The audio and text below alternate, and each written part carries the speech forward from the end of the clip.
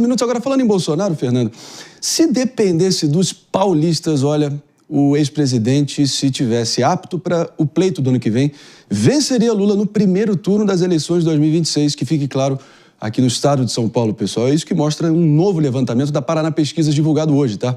Em um outro cenário desse primeiro turno, estimulado, o governador Tarcísio de Freitas também desbancaria o presidente Lula. Vou aqui com o Mano Ferreira para também trazer o cenário onde a própria ex-primeira-dama Michele Bolsonaro foi testada, né?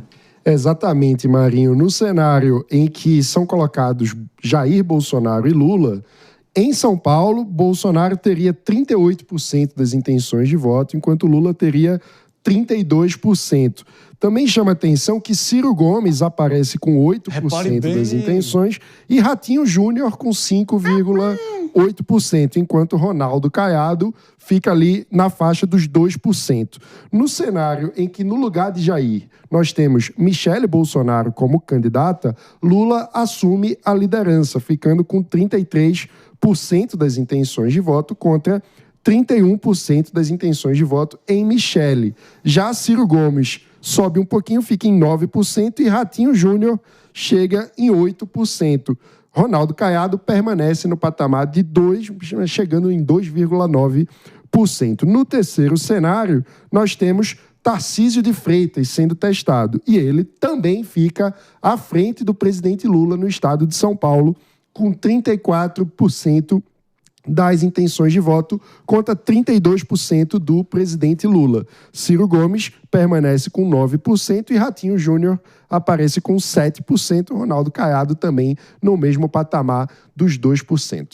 Tá aí, mano. É claro que, enfim, me corrija se eu estiver errado, mas acho que o estado de São Paulo, a nível presidencial, jamais votou em qualquer candidato do PT, ou lhe deu a vitória, né? Teria que puxar muito lá para trás, em outro regime de governo. Eu acho que talvez a esquerda possa ter ganho no estado de São Paulo.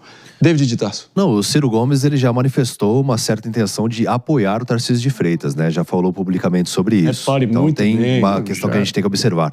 Um outro aspecto também... Surgiu especulação até dele ser o vice do Tarcísio. Exatamente. E tem um outro aspecto também que a gente tem que observar, é que o Ratinho Júnior, diante de todos os cenários colocados, ele tem o índice de rejeição menor nos parâmetros do que propriamente o Tarcísio.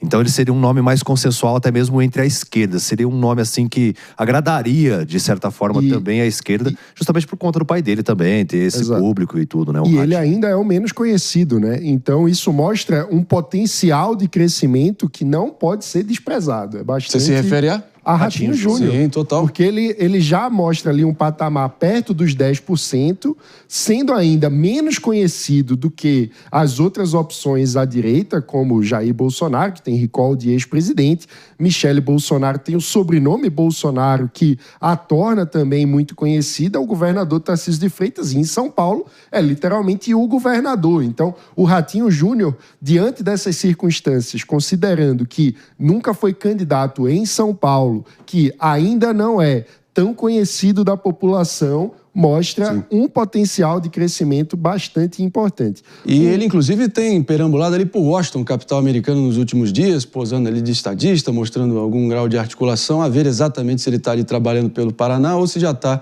em pré-campanha oficialmente, né? Um detalhe é que na pergunta espontânea, né, que é quando o pesquisador aborda a pessoa e simplesmente pergunta em quem você deseja votar para presidente, metade dos eleitores diz, não sei. Então, isso mostra ainda um potencial de mudança de voto bastante expressivo, né? A gente tem apenas metade do eleitorado diz que deseja votar em alguém. A outra metade permanece indecisa na pergunta espontânea. E é importante notar que, independente do candidato, sendo um candidato contra o Lula, ele já parte com um percentual alto, né? Ou seja, que mostra a insatisfação da população com relação ao governo atual. E o que eu acho que vai acontecer nos próximos meses é a população vai começar a conhecer as opções. E aí nós vamos ter um pouquinho mais de mudança nesses números. Total. E vocês não falaram sobre o meu conterrâneo lá de Minas Gerais, que é o Romeu Zema também, que também tem uma boa aprovação no estado e que parece que também vai correr aí por essa. Já se por essa colocou como cadeira. pré-candidato, né? Tanto ele quanto o Caiado são os dois que já falaram assim, vamos concorrer a... E o Zema avisou a todos que não é um sujeito beliscoso. Não sei se vocês viram essa fala dele, né? Evitando, em um programa de entrevista, perguntaram se ele ia continuar inflamando as tensões e o clima de polarização. Ele falou, eu não sou um sujeito beliscoso. É porque o mineiro não gosta de beliscar muito. isso. Mas, Não ele, gosta de mas ele tem muitas falas equivocadas. Mineirinho. também, né? Rumo a É que Brasília nesse nessa momento, pessoal. pesquisa ele não pontuou. É isso aí. ficou em Rumo a zero.